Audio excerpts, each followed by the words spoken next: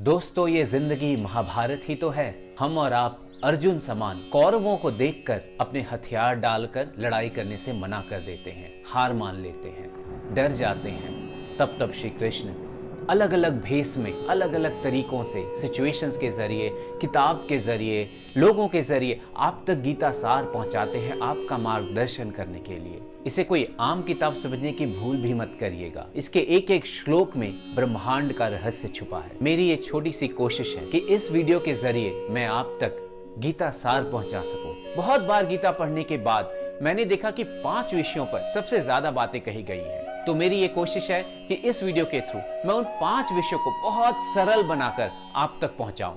वो 5 विषय हैं आत्मा, कर्म, परमात्मा, योगी और त्रिगुण। तो पहला टॉपिक आत्मा। आत्मा के बारे में गीता में लिखा है कि ये आत्मा अमर है, न ये जन्म लेती है न मरती है, ये हरदम से थी, है और रहेगी। साइंस भी मैटर और एनर्जी के बारे में कुछ सेम ही कहता है। वो कहता है कि मैटर और एनर्जी को एक क्लोज सिस्टम में क्रिएट भी नहीं कर सकते और डिस्ट्रॉय भी नहीं कर सकते, यानी ना वो जन्म लेती है न मरती है, बस फॉर्म चेंज होता है। और यही गीता में भी लिखा है कि आत्मा शरीर को कपड़े समान बदलती है। जैसे इसी शरीर में बचपन आता है, जवानी आती है और बुढ़ापा आता है, वैसे ही आत्मा एक शरीर से दूसरे शरीर जाती है। जैसे नदी का पानी भाप बनकर उड़ता है और बादल बन जाता है, तो हम बादल को देखकर ये नहीं कह सकते कि अरे देखो नया जन्म हुआ है। नया जन्म नहीं हुआ, वही पानी वेपर बनकर बादल बन गया है। वही बादल जब बारिश होकर हिमालय पे बर्फ बन जाता है, तो हम उस बर्फ को देखकर ये नहीं कह सकते कि अरे देखो नया क्रिएट हुआ, और बादल को देखकर नहीं कह सकते उसका डेथ हो गया। आत्मा की दूसरी बात, हमारे शरीर से बलवान हमारे सेंसेस होते हैं। हमारे सेंसेस यानी देखना, टच करना, सूंघना, टेस्ट करना, सुनना, ये सब सेंसेस हैं। तो ये हमारे शरीर से, बाकी शरीर से ज्यादा शक्तिशाली होते हैं। और उससे भी शक्तिशाली होता है हमारा मन। हमारे मन से ज्यादा शक्तिशाली होता है हमारी बुद्धि। हमारी बुद्धि से ज्यादा शक्तिशाली होती है हमारी आत्मा। हमारी आत्मा से ज्यादा शक्तिशाली होते हैं हमारे परमात्मा। अगर आपको इन सेंसेस में बैठे जो काम है, काम मतलब मोह, माया, अटैचमेंट, लस्ट, इन सबको अगर कंट्रोल करना है तो अपने मन से, अपने सेंसेस में बैठे जो काम है उसको कंट्रोल करें। और मन को कंट्रोल कैसे करें? मन को कंट्रोल करें अपने बुद्धि से। बुद्धि को कैसे कंट्रोल करें? बुद्धि को कंट्रोल करें अपनी आत्मा से। आत्मा को परमात्मा में स्थित करें। तो ये ऑर्डर है। आत्मा के बारे में कही तीसरी बात, आत्मा ही परमात्मा का अंश है और आप भी आत्मा है। तो सोचिए, आप में से जो लोग भी ये सोचते हैं कि मैं कम हूं किसी से, या मैं ये नहीं कर सकता, आप में परमात्मा बसते हैं, तो कैसे कुछ भी नामुमकिन है। परमात्मा और कुछ भी नहीं, बस आपका ही एक विशाल रूप है। दूसरा टॉपिक कर्म। दोस्तों, मैंने गीता में पाया कि सबसे ज्यादा कर्म के बारे में बातें कही गई हैं। मैंने उन सारे श्लोकों को, उन सारे ज्ञान को एक श्लोक के थ्रू आप तक पहुंचाने का निश्चय किया है। और बहुत चांसेस है कि आपने वो श्लोक सुन रखा होगा। बहुत फेमस श्लोक है। उसके 2 लाइन है, कर्मण्येवाधिकारस्ते मा फलेषु कदाचन। तुम्हारा सिर्फ कर्म पे अधिकार है, फल पे कभी भी नहीं। और कर्म सिर्फ एक्शन नहीं होता जो आप करते हैं, कर्म सोच भी होता है, कर्म फीलिंग भी होते हैं। ये सब कर्म है। ऐसा नहीं कि आपने किसी का हाथ से कत्ल नहीं किया लेकिन सोचा मन में कि मैं उसे मार दूंगा, तो वो भी कर्म ही है। कॉज इफेक्ट प्रिंसिपल का कॉज पार्ट जो है, कारण, वो कर्म है। लेकिन उसका इफेक्ट क्या होगा, फल क्या मिलेगा, उस पे आपका अधिकार नहीं है। जब फल पे अधिकार ही नहीं तो उसकी चिंता क्यों करनी? पूरा जग सिर्फ फल के बारे में ही चिंता करता रहता है और उस पे उसका अधिकार ही नहीं, क्योंकि वो कंट्रोल के बाहर है, इसलिए लोग उसे अपने कंट्रोल में खींचना चाहते हैं। सोचिए, अगर कंट्रोल में होता तो क्या होता? तो पूरी दुनिया ही नष्ट हो जाती। कोई कर्म ही नहीं करता, सब फल मांग लेते, क्योंकि सबका फल पे अधिकार है। दूसरी लाइन का पहला भाग, माँ कर्म फल हेतु उर्भु, मतलब फल के हेतु मत हो जा। ज्यादातर लोग सिर्फ फल के लिए कर्म करते हैं। जॉब करते हैं ताकि पैसा मिले, महंगी गाड़ी खरीदते हैं ताकि लोगों की प्रशंसा मिले।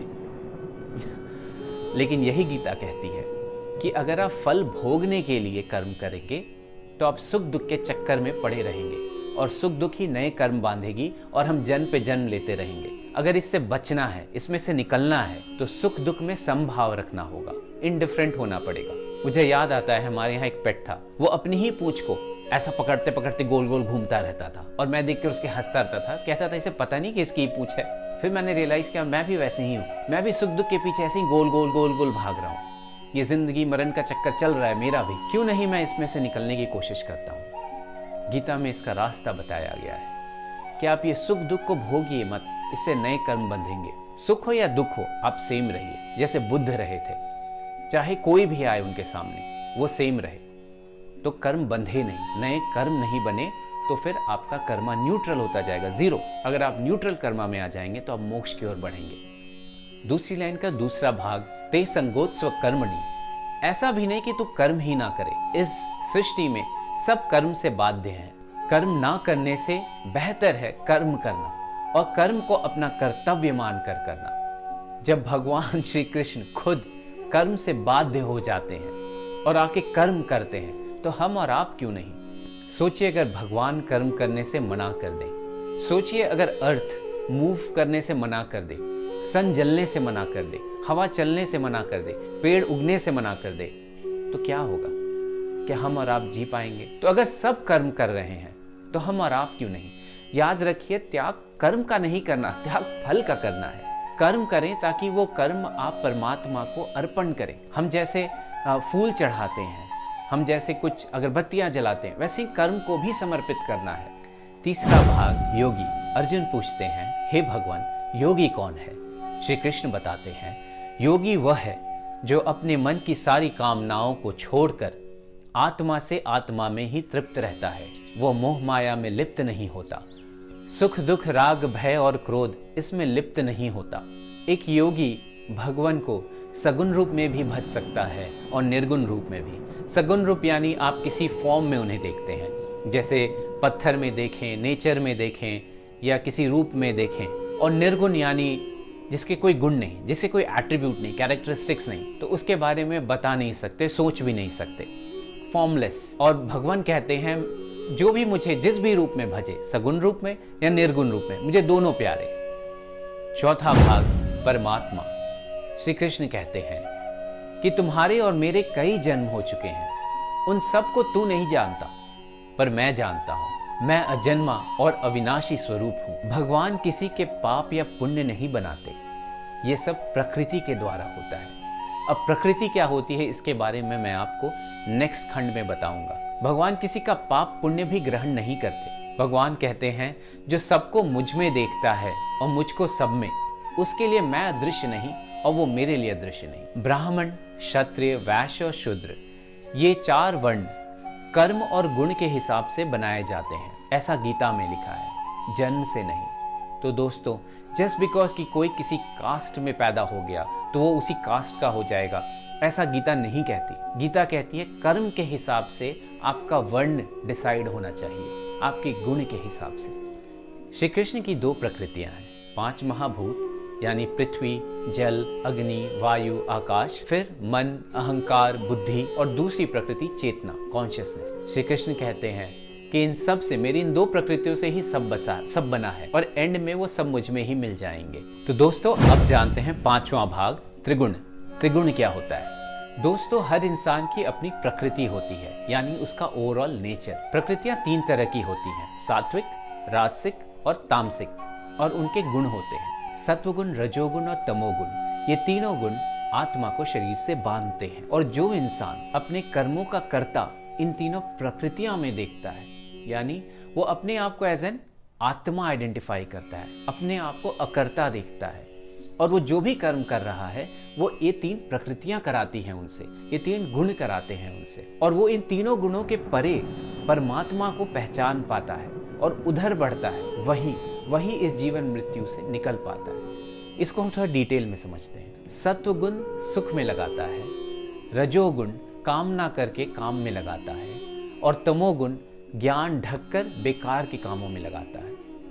जब शरीर में विवेक बढ़े, कॉन्शियसनेस बढ़े, विजडम बढ़े, तब आप में सत्वगुण बढ़ रहा है। जब आपके अंदर काम ना बढ़े, भोग विलास ये सब बढ़े, तो आपके अंदर रजोगुण बढ़ रहा है।